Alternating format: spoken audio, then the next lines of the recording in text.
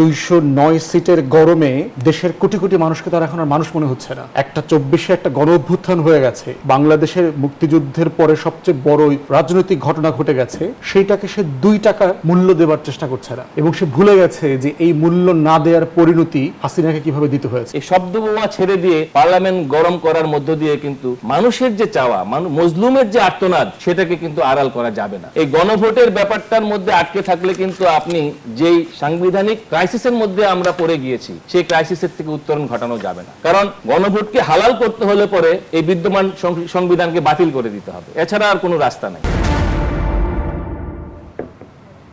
সংসদে 2/3 সংখ্যাগরিষ্ঠতা, এটিকে কেউ বলছেন অভিশাপ, কেউ দেখছেন জনগণের রায়। সম্প্রতি নাগরিক সংলাপে সুজন সম্পাদক বদিউল আলম মজুমদার স্পষ্ট ভাষায় বলেছেন, 1973, 2001 ও 2008 সালের নির্বাচনোত্তর সেই 2/3 অভিশাপ যেন আবার ফিরে না আসে। অন্যদিকে বিরোধী দলীয় নেতা শফিকুর রহমান দাবি করছেন, গণভোটের রায় অস্বীকার করার মধ্য দিয়ে নব্য ফ্যাসিবাদের যাত্রা শুরু হয়েছে। আর হাসনাত আব্দুল্লাহর হুঁশিয়ারি, ক্ষমতাসীনরা যদি মেজরিটির বড়াই করে সংস্কার থেকে পিছিয়ে যায়, তাহলে 24-এর মতো আরেকটি অভ্যুত্থানের প্রস্তুতি শুরু হবে। তবে প্রশ্ন হলো, সংখ্যাগরিষ্ঠতা কি সত্যি অভিশাপ, নাকি তা প্রয়োগের পদ্ধতির উপর নির্ভর করে? গণভোটের রায় অস্বীকার করেই কি নতুন ফ্যাসিবাদ তৈরি হয়? আর সংস্কারের নামে আমরা যদি পুরনো কাঠামো অক্ষুণ্ণ রাখি, তাহলে 24-এর অভ্যুত্থান কি কেবলই আবর্তিত হবে? এই প্রশ্নগুলোর উত্তর খোঁজার চেষ্টা করব আজ। দর্শক, আমি ফারনাজ জুই, সবাইকে আমন্ত্রণ জানিয়ে শুরু করছি নিউজ 24-এর নিয়মিত আয়োজন জনতন্ত্র গণতন্ত্র। নিবেদন করছে RICL স্টিল। রাজনীতিকে আবার মাঠে গড়াচ্ছে, এই শিরোনামে আজকের আলোচনায় এগিয়ে নিতে স্টুডিওতে আছেন দুজন সম্মানিত অতিথি। চলুন একে একে পরিচিত হই। আছেন অ্যাডভোকেট হাসান তারিক চৌধুরী, আইনজীবী, সুপ্রিম কোর্ট। সেই সঙ্গে আরও আছেন ব্যারিস্টার আসাদুজ্জামান ফুয়াদ, সাধারণ সম্পাদক, এবি পার্টি। দুজনকে স্বাগত জানাচ্ছি আজকের আলোচনায়। ব্যারিস্টার আসাদুজ্জামান ফুয়াদ, যেমনটি আমি সূচনাতেই বলছিলাম, 2/3 মেজরিটি অভিশাপ আবারও যেন ভোগ করতে না হয়, এমন মন্তব্য করেছেন বদিউল আলম মজুমদার। কার্স অফ 2/3 মেজরিটির উদাহরণ হিসেবে 1973, 2001 এবং 2008 সালের নির্বাচনের পরবর্তী পরিস্থিতি তুলে ধরেন তিনি, এবং তিনি বলেন, আমাদের এই ইতিহাসে শিক্ষা নিতে হবে যে আবারও যেন 2/3 মেজরিটির ওই অভিশাপ কাউকে ভোগ করতে না হয়। প্রশ্ন হলো, সংখ্যাগরিষ্ঠতা কি সত্যি অভিশাপ, নাকি এটি প্রয়োগের উপর নির্ভর করে? ধন্যবাদ। প্রথম কথা হচ্ছে যে এটা এই মেজরিটেরিয়ান কস পলিটিক্যাল সায়েন্সে যেটা বলে আর কি, যে এটা শুধুমাত্র আমাদের দেশের কনটেক্সটই ক্ষতিকর সেটা না। ওয়েস্টার্ন ওয়ার্ল্ডেও আমরা দেখেছি যে আপনার যখন ল্যান্ডস্লাইড মেজরিটি নিয়ে সরকার গঠিত হয়, তখন তারা রিপিটিভলি আপনার জনগণের মতামতকে অগ্রাহ্য করতে চায়, পাবলিকের সমালোচনাকে নিতে পারে না, তারপরে গণমাধ্যমের মুখোমুখি হতে চায় না, ডেমনস্ট্রেশন, মিছিল, মিটিংকে তোয়াক্কা করে না এগুলোকে। এবং এটা ধরেন আমরা যখন ছাত্র জীবনে আমরা যখন লন্ডনে পড়তে যাই, আমরা দেখেছি যে 97 সালে আপনার টনি ব্লেয়ার ল্যান্ডস্লাইড মেজরিটি নিয়ে আপনার লেবার হিস্ট্রিতে রেকর্ড ব্রেক করে ক্ষমতায় আসে, এবং তারপরের বারও সে জিতেছে, পরপর 2 টার্ম আরও জিতেছে, কিন্তু তার ল্যান্ডস্লাইড ছিল না। তো এই যে ক্রমান্বয়ে ল্যান্ডস্লাইড কমে যাওয়া, এরপরে আমরা দেখেছি যে 2010-এ ক্যামেরন গভর্নমেন্টও ল্যান্ডস্লাইড নিয়ে এসেছিল। এখনও লেবার গভর্নমেন্ট অনেক দিন পরে আবার ক্রেমারের গভর্নমেন্ট নতুন করে আবার হচ্ছে যে ল্যান্ডস্লাইড নিয়ে এসছে, এবং খুবই আনপপুলার হয়ে গেছে, আপনার গভর্ন করতে পারছে না, মাইনরিটি ইস্যু, ইমিগ্রেশন, ইকোনমি, এগুলো সব কিছু মিলে বেশ ঘোজামিলের মধ্যে আছে। এবং ধারণা করা হচ্ছে যে তারা এখন লোকাল ইলেকশন আসতেছে মে মাসে, সেখানে তারা খুব ভালোভাবে পরাজিত হবে, এবং তারা এখন রেটিংয়ে 3rd হয়ে গেছে। এবং খুবই ছোটো ছোটো নতুন দল, আপনার খুবই রাইট উইং, নাইজেল ফারাজ অথবা গ্রিন পার্টির মতো ছোট ছোট দলের কাছে তারা হয়ে যাচ্ছে আর কি, কম্প্রোমাইজড হয়ে যাচ্ছে। তো এইটা শুধুমাত্র বাংলাদেশের প্রশ্ন না, মেজরিটেরিয়ানের ইস্যুটা আসলে একটা গ্লোবাল ফেনোমেনা, এবং এটা সম্ভবত যে আপনার মানুষের যে চরিত্র, ইনহারেন্ট ক্যারেক্টারের সাথে জড়িত। দেখবেন যে যদি অতি সুন্দর হয়, অতি স্মার্ট হয়, অতি ধনী হয়, অতি মেধাবী হয়, এই জিনিসগুলো যেটা করে সেটা হচ্ছে মানুষকে প্রচণ্ড আত্মম্ভরী বানিয়ে দেয়, অহংকারী করে দেয়। পলিটিক্যালিও তাই হয়। এখন এইটাকে যারা চেক করতে পারে তারাই হচ্ছে পলিটিক্সে কন্টিনিউ করে, কিন্তু অধিকাংশ জায়গায় আমরা দেখেছি আমাদের কনটেক্সটেও এবং অন্যান্য জায়গার কনটেক্সটে যে এই ল্যান্ডস্লাইডটা দেশের জন্য ভালো হয় না। পলিটিক্যাল পার্টিগুলো এই ক্ষমতার মোহে, দম্ভে আপনার ওই ছানি রোগের আক্রান্ত হয়ে যায়, ক্ষমতার ছানি পড়ে যায় চোখে, তখন সে আর বুঝতে পারছে না যে আসলে এই মেজরিটেরিয়ান পজিশনটা তার জন্য প্রতিদিন কিভাবে অভিশাপ হয়ে চলছে। তাই মজুমদার সাহেবের কথার সাথে আমি একমত, এবং এইটা এখন আমরা তো প্রতিদিন দেখতে পাচ্ছি পার্লামেন্টের বাইরে বিএনপি লিডারশিপ যেই কাজগুলো করছেন, এই কাজগুলো যে তার রাজনীতিকে অপ্রাসঙ্গিক করে দিচ্ছেন দিনে দিনে, এটা যে তরুণ প্রজন্মের আকাঙ্ক্ষা স্বপ্নগুলোকে চুরমার করে দিচ্ছে, এবং এই ঠিক একই কারণে বিএনপির লিডারশিপের উপরে যে আস্থাহীনতার সংকট ছিল, যে কারণে সাধারণ মানুষ আওয়ামী ফ্যাসিবাদের আমলে 17 বছরে তার নেতৃত্বে সাড়া দেয় নাই, তার ডাকে রাস্তায় নামে নাই, সেই জিনিসগুলো সে নিজের কাজ এবং কথা দিয়ে এখন বারবার প্রমাণ করছে। এবং আওয়ামী লীগের আমলে আপনি দেখেছেন যে সংবিধানের দোহাই দিয়ে এই কাজগুলো করা হয়েছে। প্রত্যেকটা মেজরিটেরিয়ান গভর্নমেন্ট দেখবেন একই কাজগুলো করেছে, প্রত্যেকবার বলা হয়েছে সংবিধানের দোহাই দিয়ে। আপনি দেখবেন 2001-এ যখন আপনার বিএনপি জামাত জোট ক্ষমতা আসলো মেজরিটি ল্যান্ডস্লাইড মেজরিটি নিয়ে, দেখবেন যে বিচারপতিদের বয়স বাড়ানো, KM হাসান সাহেবকে কেয়ারটেকারের চিফ করবেন, এরপর এটা নিয়ে যে সংকটটা ক্রিয়েট করেছে সেইটা এরশাদ সাহেবকে গ্রেফতার করা এবং লিডিং টু 111। তো এই যে একটা সংকটের মধ্যে তারা পড়েছে, যে সংকটটাকে তারা মানে শুধু মেজরিটেরিয়ান পাওয়ার দিয়ে তারা ডিল করতে চেয়েছে, যে আমার কাছে 2/3 মেজরিটি আছে, আওয়ামী লীগ মানে মানলে মানলো, না মানলে নাই, আমরা পাত্তা দিব কেন। এবং এক্স্যাক্টলি 2008-এ তাই হয়েছে। হাসিনা আপনার তত্ত্বাবধায়ক সরকার ব্যবস্থা বাতিল করবে এমন কোনো ম্যান্ডেট তারা 2008-এ জনগণের কাছ থেকে নেয় নাই, না নিয়ে তারা 2010-11-তে এসে কমিটি করে খায়রুল হকের সুপ্রিম কোর্টের ঘাড়ে বন্দুক রেখে তারা এটা বাতিল করে দিল।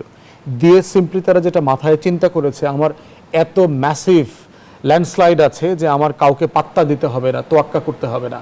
এবং এখন এক্স্যাক্টলি বিএনপি গভর্নমেন্ট সেটা করছে আর কি, যে আপনার সে তো গণভোট যে মানবে না, এই যে 20টা গুরুত্বপূর্ণ সংস্কার কেন্দ্রিক অধ্যাদেশ দেশে বাতিল করবে, এটা কি সিলেকশন ম্যানিফেস্টোতে জাতিকে বলেছিল যে আমি গত নভেম্বরে গণভোট অধ্যাদেশ বাতিল করে দেবো, এটা আমি র্যাটিফাই করব না, অথবা এটা হেফাজতও করব না, এবং এই যে নতুন 20টা আমি নতুন করে বাতিল করছি গুরুত্বপূর্ণ জায়গাগুলোতে যেগুলো পার্লামেন্টে উঠাবে না, যে আমি কি ম্যান্ডেট নিয়েছি, সে কি ম্যান্ডেট নিয়েছে, নেই তো এটাও বলে নাই যে আমি এটার সাথে একমত না, শুধুমাত্র ওয়েট করেছে।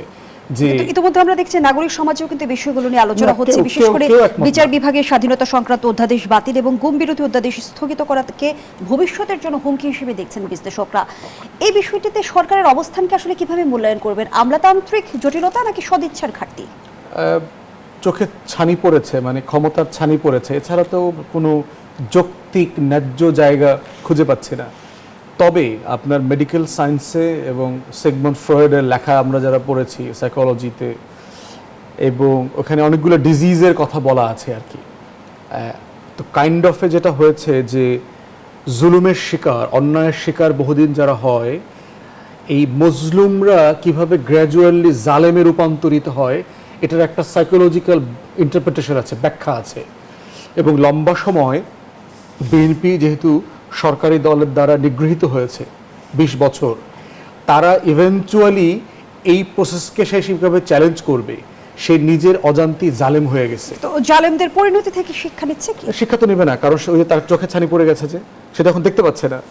সে 2/3 মেজরিটির যে গরম, আপনার এই গরমের কারণে সে আসলে টিকতে পারতেছে না। আপনার বহু বছর আগে একটা গল্প পড়েছিলাম যে জঙ্গলে আপনার ছোট ব্যাঙ, সে বর্ষায় যখন নতুন পানি আসে তখন সে ডাকে, এবং দেখবেন যে গোল সবুজ পাতা আছে যেটার উপর সে বসে থাকে। তো হাতির একটা বহর আসছে, তো ওই ব্যাঙটা 2 পায়ের উপরে ভর করে হাতিটাকে বলার চেষ্টা করতেছে, তুমি এই পথে কেন আসছো, এটা তো তোমার পথ না, তুমি ঘুরে যাও। তো হাতি চিন্তা করতেছে ব্যাঙের এত বড় সাহস আসে কোত্থেকে, সে আমাকে বলতেছে আমি কোন পথ দিয়ে হাঁটবো না, জঙ্গলে থাকবো না, ও এত বড় দুঃসাহস কোত্থেকে আসে। তো ছোট বাচ্চা হাতিটাকে বলছে ওকে একটু ধরে উঠাতো সুর দিয়ে, হাতির সুর আছে লম্বা, ওইটা দিয়ে ব্যাংকটাকে উঠাইছে। উঠায় দেখে যে সে $10 উপরে একটা নোটের উপরে বসে আছে। টাকার গরমে ব্যাংক যারা আর্থিক লেনদেন করে না তারও মাথা গরম হয়ে গেছে। বিএনপির অবস্থা হয়েছে ওই 2 টাকার ব্যাঙের মতো। 209 সিটের গরমে দেশের কোটি কোটি মানুষকে তার এখন আর মানুষ মনে হচ্ছে না। একটা 24-এ একটা গণ অভ্যুত্থান হয়ে গেছে, বাংলাদেশের মুক্তিযুদ্ধের পরে সবচেয়ে বড় রাজনৈতিক ঘটনা ঘটে গেছে, সেইটাকে সে 2 টাকার মূল্য দেওয়ার চেষ্টা করছে না। এবং সে ভুলে গেছে যে এই মূল্য না দেওয়ার পরিণতি হাসিনাকে কিভাবে দিতে হয়েছে। ধন্যবাদ জানাচ্ছি ব্যারিস্টার আসাদুজ্জামান ফুয়াদ, অ্যাডভোকেট হাসান তারিক চৌধুরী।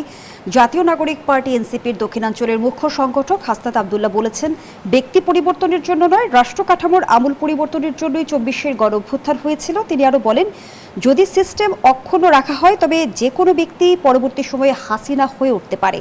হাসিনা কোনো একক ব্যক্তি নয়, বরং অনেকগুলো ফ্যাসিবাদী আইডিয়ার সমষ্টি।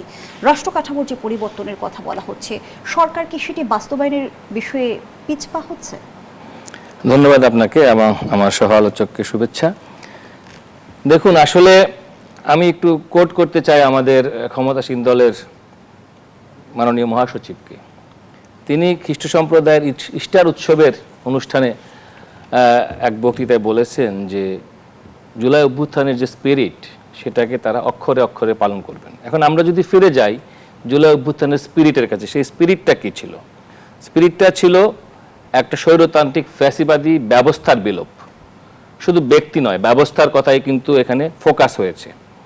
এবং ওই অভ্যুত্থানের মূল জায়গাটাই ছিল একটা বৈষম্যহীন এবং একটা অন্তর্ভুক্তিমূলক সমাজের প্রসঙ্গ। এবং সেটা যদি করতে হয় তাহলে আমরা দেখব যে এই সমাজে, এই সিস্টেমে, যে সিস্টেমের মধ্য দিয়ে তারা এখন পার্লামেন্টে আছেন, এই সিস্টেমে যে মেজরিটি তারা পেলেন, সেই মেজরিটিকে তারা কি ফ্যাসিবাদের টুল মনে করেন নাকি গণতন্ত্রের উপাদান মনে করেন? আমরা তো দেখেছি যে ত্রয়োদশ জাতীয় সংসদ নির্বাচনে আমরা কেউ পছন্দ করি বা না করি, দেশের একটা বিরাট জনগণের ম্যান্ডেট তারা পেয়েছেন এবং নিরঙ্কুশ সংখ্যাগরিষ্ঠতা তারা লাভ করেছেন। এই যে অ্যাবসলিউট পাওয়ার, এই অ্যাবসলিউট পাওয়ার সম্পর্কে 1887 সালে লর্ড অ্যাক্টন বলে একজন ব্রিটিশ ইতিহাসবিদ তৎকালীন বিশপ ম্যান্ডেল ক্যারিংটনকে একটা চিঠি লিখেছিলেন। সেই চিঠিতে তিনি, সে সময় আপনি জানেন যে পোপ এবং মোনার্ক, যে সম্রাট, তারাই আসলে দণ্ডমুণ্ডের কর্তা ছিলেন। তাদের অ্যাবসলিউট পাওয়ার আসলে কি করে? অ্যাবসলিউট পাওয়ার অ্যাবসলিউটলি কিন্তু করাপ্ট করে দেয়। সেটাই কিন্তু আপনার লর্ড অ্যাক্টন 1887 সালে বলেছিলেন। আজকে আমরা দেখি এই যে অ্যাবসলিউট মেজরিটি, এটা অ্যাবসলিউটলি করাপ্ট কিভাবে করে দেয় আমরা দেখতে পাচ্ছি এই পার্লামেন্টের কার্যপ্রণালীর মধ্য দিয়ে। সেটা কি? যেমন ধরেন, এই গুম, খুন ইত্যাদির ভিকটিম কারা হয়েছে? যারা গণতন্ত্রের জন্য লড়াই করেছে। মানবাধিকার লঙ্ঘন কার সবচেয়ে বেশি হয়েছে? যারা স্বৈরতন্ত্রকে চ্যালেঞ্জ করেছে। তাহলে আজকে মানুষের তো প্রত্যাশা ছিল, যারা এত বড় মেজরিটি এই সরকারকে দিল, মানুষের তো প্রত্যাশা ছিল আর কিছু অন্তত হোক না হোক, আইনের শাসন প্রতিষ্ঠার জন্য, রাষ্ট্রের তার বিচার বিভাগের প্রকৃত স্বাধীনতার জন্য যা যা করা দরকার, যদি তিনি অক্ষরে অক্ষরে সেটি পালন করতে চান, তাহলে এই জায়গাটা টাচ করা উচিত ছিল না। আমরা আশা করেছিলাম যে গণভোটের মধ্য দিয়ে যে সাংবিধানিক ব্যত্যয়টি ঘটেছে, এটাকে তারা কারেক্ট করবেন। আমরা আশা করেছিলাম যে অধ্যাদেশের মধ্যে হয়তো সে সময়ে যারা ইন্টারিম ছিলেন তারা হয়তো অনেক ড্রাফটিং, অনেক ত্রুটি করেছেন, সেই ত্রুটিগুলোকে তারা কারেক্ট করে, সংশোধন করে, আমাদের কনস্টিটিউশনে আছে যে 65-র এক অনুচ্ছেদে আছে যে পার্লামেন্ট চাইলে এগুলোকে কারেক্ট করে একেবারে ফ্রেশ আইন হিসেবে আনতে পারেন, কন্টেন্ট ওইগুলোই থাকবে আরো কারেক্টেড হয়ে। সেটি তারা না করে এক ধরনের সেট অ্যাসাইড করার যে মেন্টালিটি তারা নিয়েছেন, এইটা গণতন্ত্রের জন্য কোনোভাবেই সহায়ক হতে পারে না। জুলাই জাতীয় শতভাগ পূরণে বিএনপি অঙ্গীকারবদ্ধ, সংসদে কিন্তু স্বরাষ্ট্রমন্ত্রী এমনটি জানালেন। এগুলো তো লিপ সার্ভিস বলে একটা রাজনীতিতে একটা কথা আছে। এই লিপ সার্ভিস তো মানুষ বোঝে এবং সেটা কাজের মধ্য দিয়ে প্রমাণিত হয়। আপনি দেখেন, দীর্ঘকাল যাবৎ মানুষের ডিমান্ড ছিল যে আমাদের বিচার বিভাগের স্বাধীনতা। এখন আবারও যদি সেই বিচারকদের নিয়োগ, অধস্তন আদালতের বিচারকদের বদলি, প্রমোশন ইত্যাদি যদি আবার সেই নির্বাহী বিভাগের হাতে চলে যায়, তাহলে কি বিচার বিভাগ স্বাধীন থাকে? তাহলে কি বিচার বিভাগ স্বাধীনভাবে কাজ করতে পারবে? তারা কি স্বৈরতন্ত্রকে, সংবিধানের বিচ্যুতিকে তারা চ্যালেঞ্জ করতে পারবে? পারবে না। ফলে সংবিধানের কাস্টোডিয়ান হিসেবে কোর্টের যে একটা ইন্ডিপেন্ডেন্ট রোল, অর্থাৎ সেপারেশন অফ পাওয়ার, এটাকে কিন্তু কার্যত চ্যালেঞ্জ ছুড়ে দেওয়া হয়েছে। আজকে ফিরে যেতে হবে অভ্যুত্থানের স্পিরিটের কাছে, এবং সেটা যদি যেতে হয় তাহলে পার্লামেন্টে ফ্রেশ বিল এনে তাদেরকে প্রমাণ করতে হবে যে তারা অভ্যুত্থানের স্পিরিটের প্রতি অঙ্গীকারাবদ্ধ। শুধুমাত্র আইনি অনুচ্ছেদের মারপেচের মধ্যে ফেলে জনগণের দাবিকে আড়াল করা যাবে না। এবং এটি যারা করেছে তারা ক্রমান্বয়ে নিজেরাই ফ্যাসিবাদ হয়ে উঠেছে।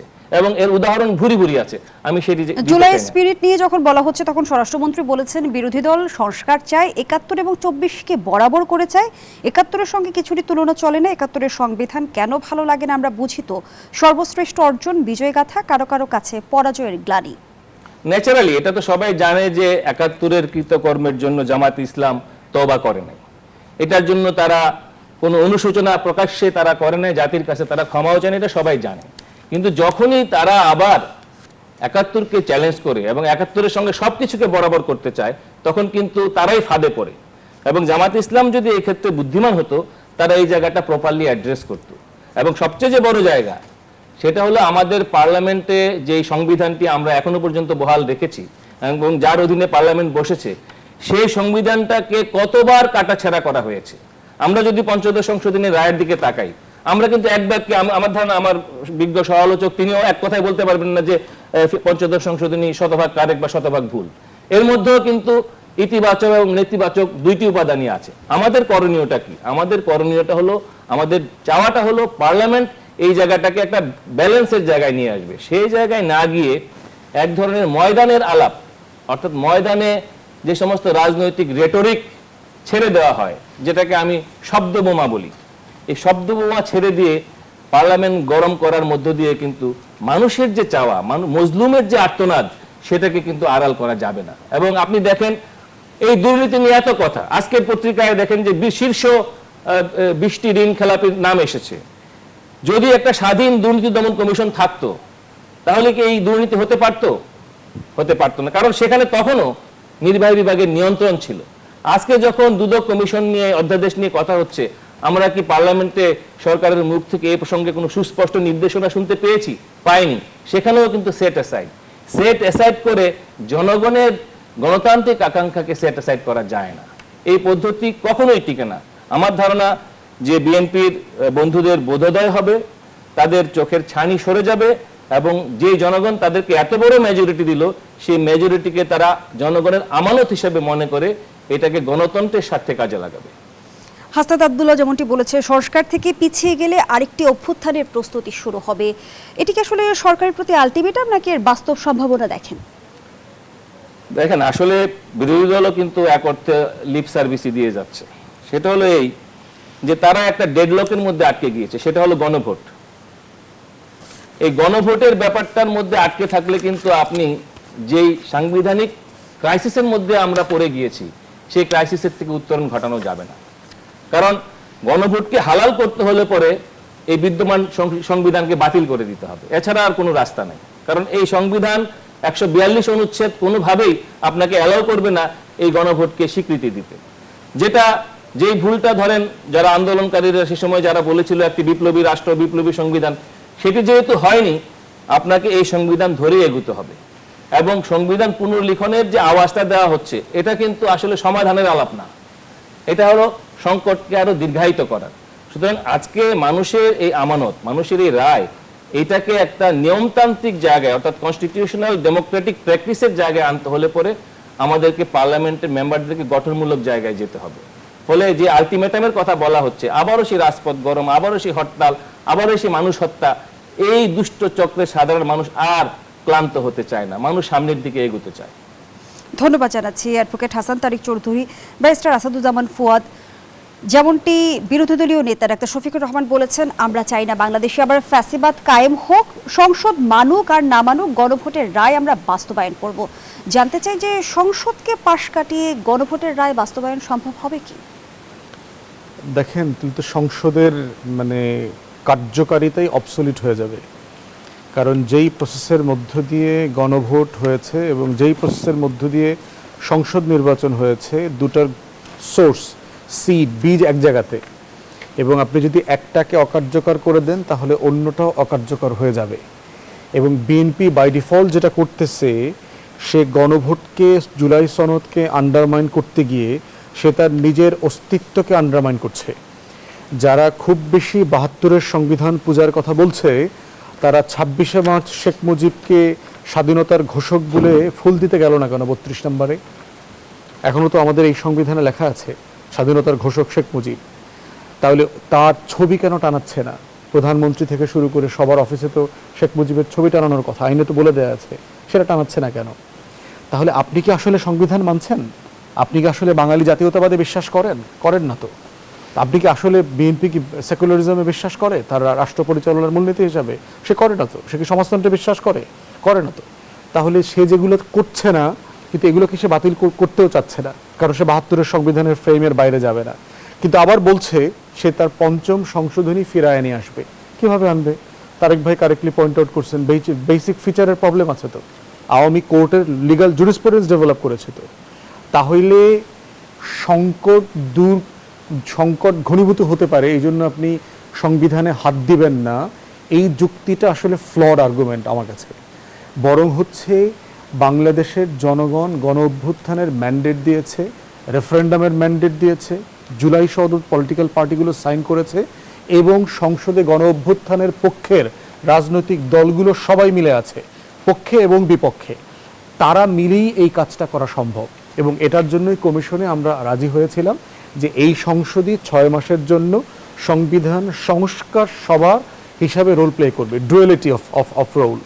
এবং এইটাই জুলাই সনদের ভিত্তিতে আমরা সবাই একমত হয়েছিলাম। তাহলে 142 দিয়ে আপনি জুলাই সনদ বাস্তবায়ন করতে পারবেন না, এটা সিম্পলি প্র্যাকটিক্যাল না। বিএনপি এই যে স্টুপিড জিনিসগুলো সারা দুনিয়াকে আমাদেরকে বোঝানোর চেষ্টা করতেছে। সংশোধনীর নিজস্ব গ্রামার আছে, প্রোটোকল আছে, এটা ফান্ডামেন্টাল জায়গাতে বেসিক ফিচারে আপনি হাত দিতে পারেন না, এটা আমাদের লিগাল জুরিসপ্রুডেন্স। তাহলে একমাত্র অপশন হচ্ছে যে আপনি সংস্কার সভা করবেন জুলাই সনদ বাস্তবায়ন করবার জন্য। সেইটা না করে বিএনপি যে পথে হাঁটছে, এটা বোঝাই যাচ্ছে যে, এবং বয়ানটা পুরো আওয়ামী লীগের দেখবেন, এই আর্গুমেন্টটা তুললেই আপনাকে ৭১-এর ট্যাগ করার চেষ্টা করা হচ্ছে। জুলাই সনদ বাস্তবায়নের প্রশ্নে ৭১-এর সংশ্লিষ্টতা কি? ৭২-এর সংবিধানের ক্রিটিক তো অন ইটস ওন, কারণ ৭২-এর সংবিধানের সবচেয়ে বড় ফেলিওর হচ্ছে সে আমার ৭১-এর মুক্তির লড়াইকে ধারণ করে না। তো যে সংবিধানটার জন্মই তার আজন্ম পাপ, সেটাকে পূজা করবার কোনো দরকার নেই। কিন্তু ব্যারিস্টার ফুয়াদ, আমরা সংসদে যেমনটি সংবিধান নিয়ে বিতর্ক দেখছি, জুলাই সনদ ঘিরে বিতর্ক দেখছি, গণভোট নিয়ে বিতর্ক দেখছি, জনগুরুত্বপূর্ণ অনেক বিষয় কিন্তু আলোচনার বাইরে থেকে যাচ্ছে। সেক্ষেত্রে বর্তমান রাজনৈতিক দলগুলো আসলে কোনটিকে প্রাধান্য দিচ্ছে, দলীয় স্বার্থ নাকি দেশের স্বার্থ? প্রশ্নটি রাখছি আপনার কাছে, বিরতির পর ফিরছি। দর্শক, জনতন্ত্র গণতন্ত্রের এই পর্যায়ে একটা বিরতি নিচ্ছি, সাথেই থাকুন। আবারও আমন্ত্রণ, দেখছেন নিউজ 24 নিয়মিত আয়োজন জনতন্ত্র গণতন্ত্র, নিবেদন করছে আড়াই সিল স্টিল। আমরা আবারও ফিরছি আলোচনায়।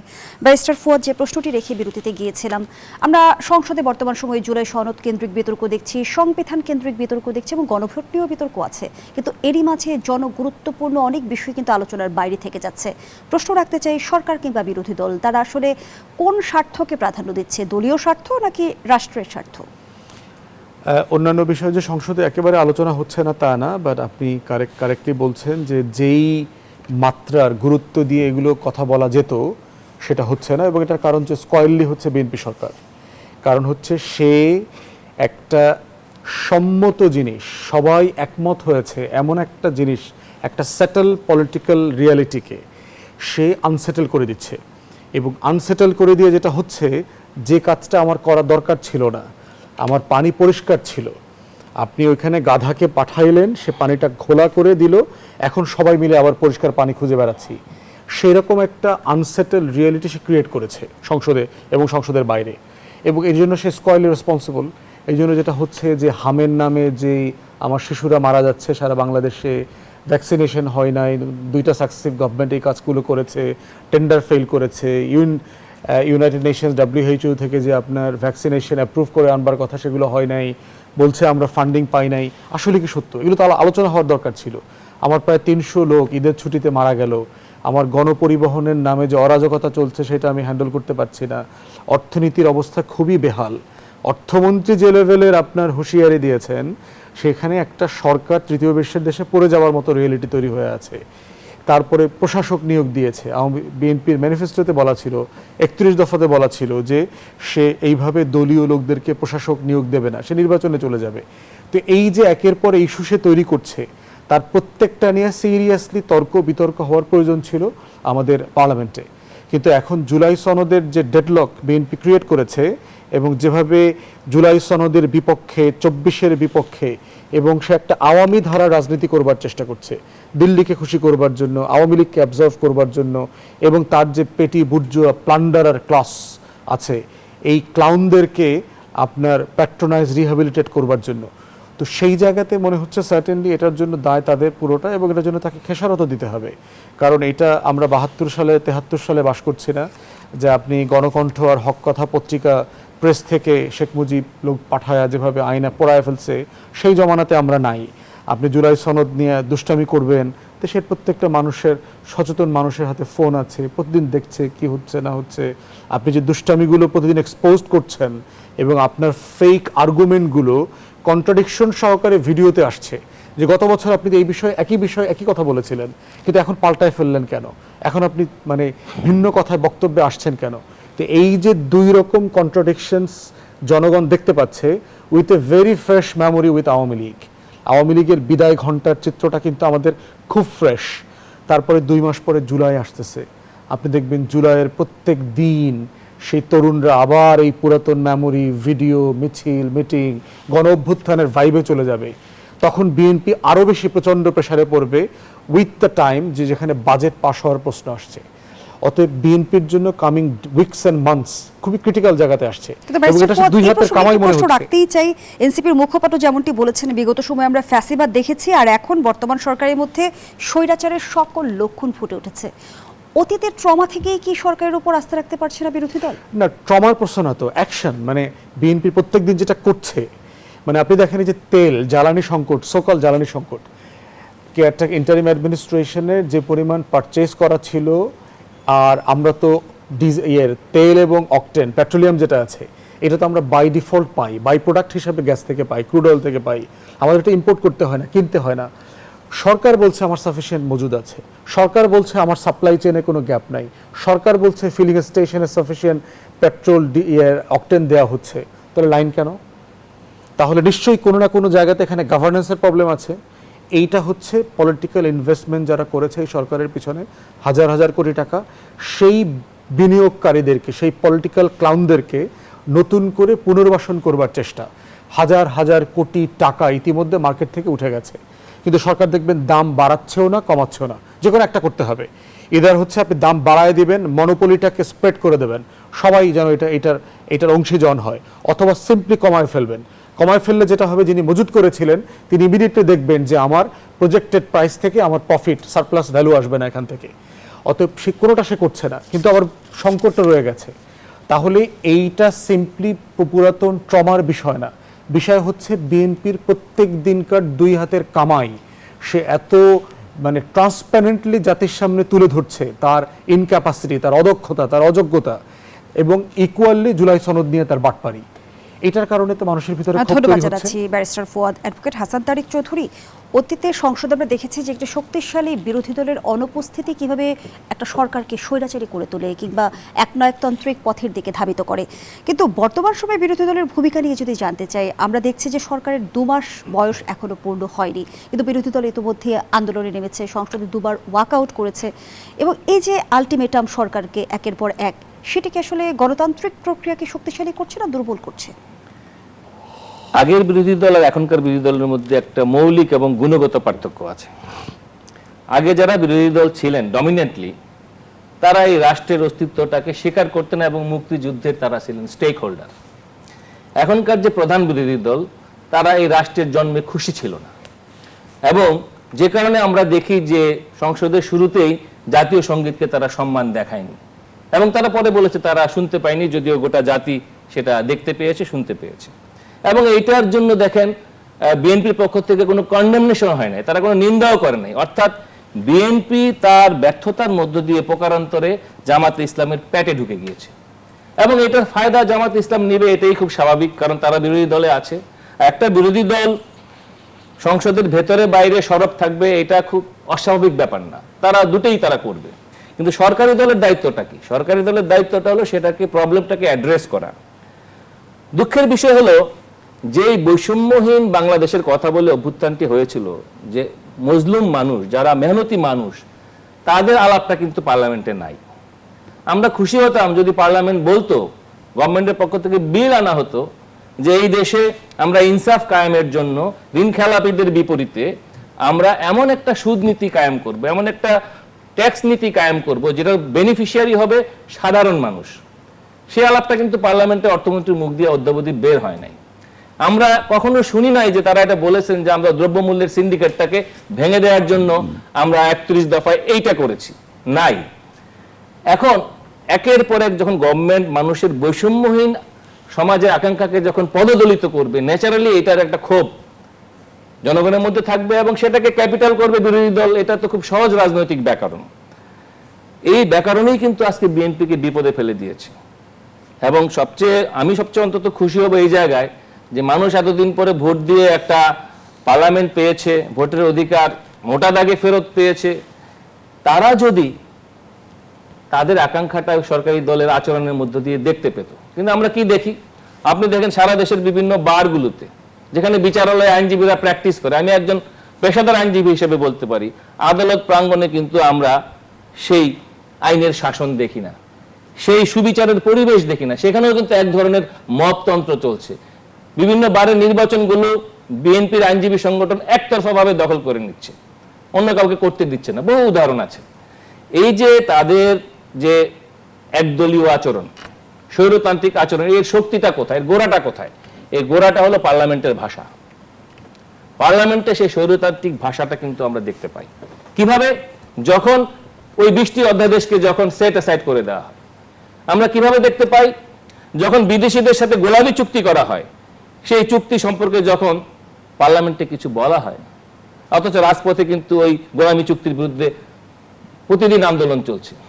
তাহলে একটা দেশ যে গোলামির জিঞ্জির থেকে যেই দেশের মানুষ মুক্তি চেয়েছিল, অর্থাৎ স্বৈর শাসনের জিঞ্জির, বিদেশি গোলামির জিঞ্জির, সেটা থেকে মুক্তির জন্য যে মুক্তির আকাঙ্ক্ষার যে পার্লামেন্ট, সেই জায়গায় সরকারি দলের আচরণ আমার কাছে ইতিবাচক বলে মনে হয় না। সংবিধানের সংসদ কোনটি বড়? বিরোধী দল যখন এই প্রশ্ন তোলে তখন জানতে চাই যে সংবিধান অনুযায়ী সংসদের ক্ষমতার সীমা আসলে কোথায়। প্রশ্নটি রাখছি আপনার কাছে। আবারও বিরতির সময় হয়েছে। দর্শক, জনতন্ত্র গণতন্ত্রের এই পর্যায়ে আবারও বিরতি নিচ্ছে, সাথেই ফিরে এলাম। দেখছেন জনতন্ত্র গণতন্ত্র। নিবেদন করছে RICL স্টিল। অ্যাডভোকেট হাসান তারিক চৌধুরী, সংবিধান অনুযায়ী সংসদের ক্ষমতার সীমারেখা কোথায়? সংবিধান হলো জনগণের সার্বভৌম সংস্থা এবং সংবিধানের নিশ্চয়ই এই অধিকার নাই যে সাংবিধানিক স্বৈরতন্ত্র প্রতিষ্ঠা করার। কারণ সংবিধানের কাস্টোডিয়ান হিসাবে দেশের সর্বোচ্চ আদালতের অধিকার রয়েছে সংবিধানকে সমুন্নত রাখার জন্য সংসদকে গাইড করার।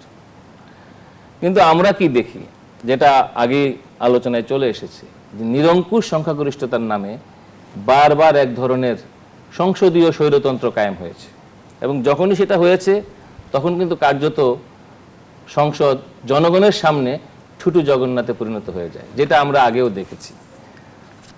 আমরা আশা করব যে বর্তমান পার্লামেন্ট তারা এই রাজনৈতিক সত্যটি উপলব্ধি করবেন এবং উপলব্ধি যদি করেন তাহলে এই সেপারেশন অফ পাওয়ার, ক্ষমতার যে ভারসাম্য, নির্বাহী বিভাগ, বিচার বিভাগ এবং আমাদের যে পার্লামেন্ট, এই 3 পিলারের ভারসাম্য রক্ষা করার মধ্যে কিন্তু গণতন্ত্রের বিউটি, যেটি আমরা আজকাল দেখতে পাচ্ছি না।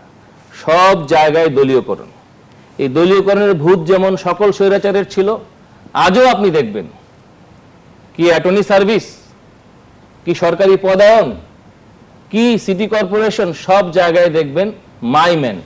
এবং এই মাইম্যানদের দেওয়ার বেলায় দুঃখজনক হলেও সত্য যে যোগ্য মাইম্যানদেরকে কিন্তু দেওয়া হচ্ছে না। বিএনপি মেজরিটি তারা বিভিন্ন জায়গায় পদায়ন করলে বাংলাদেশের রেওয়াজ অনুযায়ী বা তাদের ভাষায়, আমেরিকাতে নাকি সরকার বদলালে সবকিছু পাল্টে যায়, সরকার তার পছন্দের লোক বসায়, খুবই স্বাভাবিক। কিন্তু কাকে আপনি বসাচ্ছেন, তিনি সেই পদের জন্য কতটা যোগ্য, এটি দেখছেন কিনা আপনি, এই প্রশ্ন কিন্তু এসে যায়। এবং আপনি দেখবেন যে স্পিকারের চেয়ারে যিনি বসেন পার্লামেন্টে, ওই চেয়ারে বসার সাথে সাথে কিন্তু তারা দলীয় পোর্টফোলিও তিনি আর ধারণ করেন না, তিনি গোটা পার্লামেন্টেরই একজন হয়ে যান।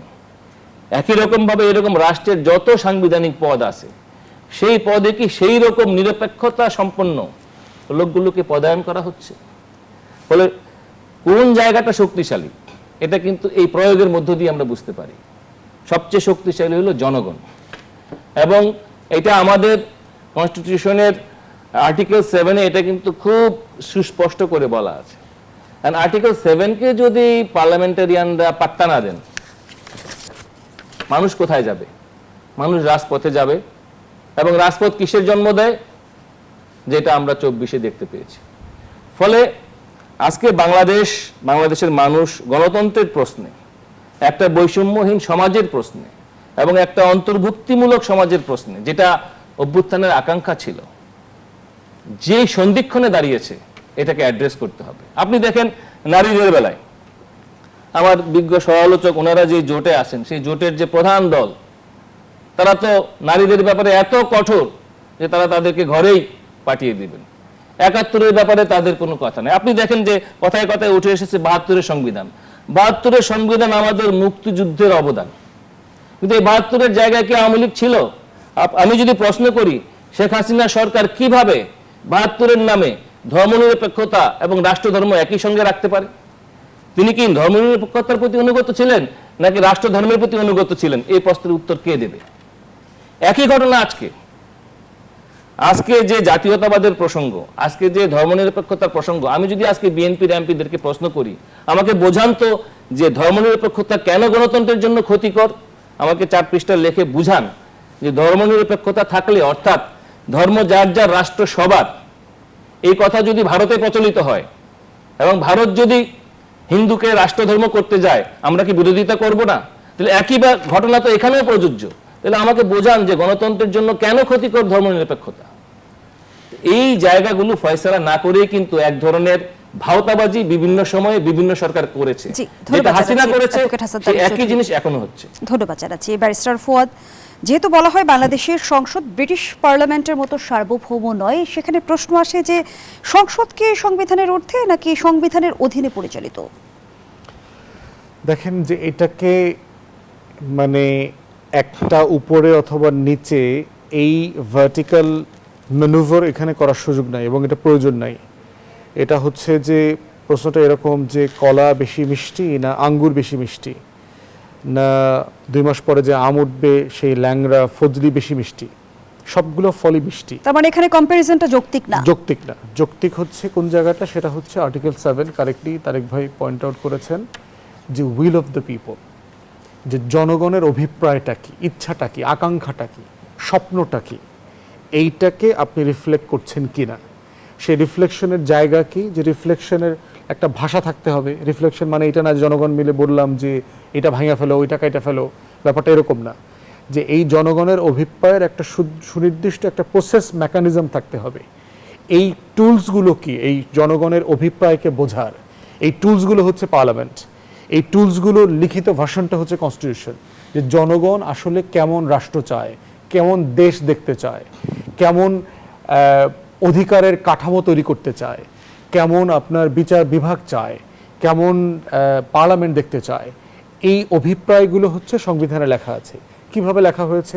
পার্লামেন্টারি বিতর্কের মধ্য দিয়ে লেখা হয়েছে। জনগণের নির্বাচিত প্রতিনিধিরা অথবা কনস্টিটিউয়েন্ট অ্যাসেম্বলি বসে এই আলোচনাগুলো তারা ঠিক করছে। তাহলে এখন প্রশ্ন হচ্ছে যে আসলে সুপ্রিমকে অ্যাট দ্য এন্ড সুপ্রিম হচ্ছে আমাদের যে পলিটিক্যাল সভরেন্টির কোশ্চেন, সেখানে হচ্ছে জনগণ সবচেয়ে গুরুত্বপূর্ণ প্রশ্ন। বাকিগুলো হচ্ছে আপনার ভেহিকল। যেমন ধরেন আপনি যদি একটা নদী পার হইতে চান, আপনার একজন মাঝি লাগবে, একটা নৌকা লাগবে, একটা বৈঠা লাগবে, যাত্রীও তো লাগবে। সবচেয়ে গুরুত্বপূর্ণ কে এখানে? এই প্রশ্ন করলে যেটা হবে যে আপনি আসলে উত্তর খুঁজে পাবেন না। এখানে প্রত্যেকটা উপাদানই গুরুত্বপূর্ণ, কিন্তু দিন শেষে যাত্রীর উইলটা বেশি গুরুত্বপূর্ণ। কারণ হচ্ছে তিনি ঠিক করবেন যে আমি নদী পার হয়ে কত দূর যাব, কোন পারে যাব, কোন ঘাটে নামবো। মাঝির দায়িত্ব হচ্ছে ওই পালটা ব্যবহার করে, ওই বৈঠাটা ব্যবহার করে ওই নৌকাটাকে তার গন্তব্যে পৌঁছায় দেওয়া। তো আমার রাষ্ট্রে জনগণের যে স্বপ্ন আছে, আকাঙ্ক্ষা আছে, আমার যে মুক্তির লড়াইতে বারবার এই কথাগুলো উঠে আসছে, সেগুলোকে ডেলিভার করবার ভেহিকল মাধ্যম হচ্ছে এই সংবিধান, মাধ্যম হচ্ছে সেই সংসদ। একটি প্রশ্ন রাখতেই চাই, যেমনটি এনসিপির মুখপাত্র আসিফ মাহমুদ বলেছেন, গণভোটের রায় না মানলে সরকারকে অবৈধ বলা শুরু করব। গণভোটের সঙ্গে সরকারের বৈধতা কি কোনোভাবে সম্পর্কিত? লেজিটিমেসি তো অবশ্যই আছে কোনো না কোনো ফর্মে। কারণ হচ্ছে যে আপনি কিসের ভিত্তিতে নির্বাচনে অংশগ্রহণ করলেন, কি ফরম্যাটের উপর ভিত্তিতে। জুলাইতে, আগস্টে, 24-এ একটা গণ অভ্যুত্থান হয়েছে, সেটার ম্যানিফেস্টেশন হচ্ছে জুলাই সনদ, সেটার ম্যানিফেস্টেশন হচ্ছে একটা নির্বাচন। সেটার ম্যানিফেস্টেশন হচ্ছে আপনি একটা ম্যান্ডেট বাস্তবায়ন করবার জন্য ক্ষমতা এসছেন। ৭২-এর সংবিধান বারবার করে বলা হচ্ছে। হাসিনা তো বলেছে ২৪-এ সে রিজাইন করে নাই। হাসিনা বলেছে না, নিজের বক্তব্যে বলেছে, ভিডিও বক্তব্যে তার নেতাকর্মীদেরকে বলেছে আমি রিজাইন করি নাই, আমি কাউকে কোনো আমার স্বাক্ষরিত ছাড়পত্র অথবা পদত্যাগপত্র আমি দেই নাই। চুপ্পু, কারণ রেজিগনেশনটা দিলে কাকে দিতে হবে? প্রেসিডেন্টকে দিতে হবে। চুপ্পু বলছে আমি হাসিনার কোনো পদত্যাগপত্র পাই নাই। তাহলে যিনি পদত্যাগ করার কথা উনি পদত্যাগ করেন নাই, যার কাছে করার কথা উনি বলেছেন আমি পাই নাই। তাহলে ৭২-এর সংবিধান মোতাবেক ২৪-এর ডামি নির্বাচনের প্রধানমন্ত্রী এখনও তো শেখ হাসিনা। তাহলে আপনি কিভাবে আবার নির্বাচন করে প্রধানমন্ত্রী হইলেন? এটা তো আপনার ৭২-এর ফ্রেমে যায় না। কিন্তু অভ্যুত্থানের পর পদত্যাগ কতটা প্রাসঙ্গিক? প্রশ্ন তো সেটাই। এই প্রশ্নটাই তো আমরা বিএনপির নেতাদেরকে বুঝাইতে পারতেছি না। এবং যেহেতু আপনি বলছিলেন যে জনগণই সকল ক্ষমতার উৎস বা প্রধান, তাহলে জনগণ তো নির্বাচনের মাধ্যমে তার রায় দিয়ে দিয়েছে। এক্স্যাক্টলি দিয়েছে। তাহলে আপনি দেওয়ার পরে সেই ম্যান্ডেটকে আপনি বাস্তবায়ন করছেন না কেন? সিম্পল জিনিস তো। এবং দেখেন আপনি সংখ্যাটা দেখেন যে গণভোটে হ্যাঁ ভোট দিয়েছে 4,80,00,000 সামথিং ভোটার। জি, আমরা আমাদের আয়োজনের একেবারেই শেষ পর্যায়ে এক লাইনে যদি শেষ করি। জামাত জোট ভোট পেয়েছে 2,70,80,00,000-এর মতো। তাহলে আরো 2 কোটি বেশি লোক আপনার ভোট দিয়েছে হ্যাঁ ভোটে। তাহলে এই 2 কোটি কোথা থেকে আসছে? জি, ধন্যবাদ জানাচ্ছি ব্যারিস্টার রাসেলুজ্জামান ফুয়াদ। 3,76,00,000 পেয়েছে, ওখান থেকে 2 কোটিতে হ্যাঁ ভোট দিয়েছে। আয়োজনের একেবারেই শেষ পর্যায়ে দর্শক এখানেই শেষ করছি জনতন্ত্র গণতন্ত্রের আজকের আয়োজন। ধন্যবাদ এতক্ষণ আমাদের সাথে থাকার জন্য।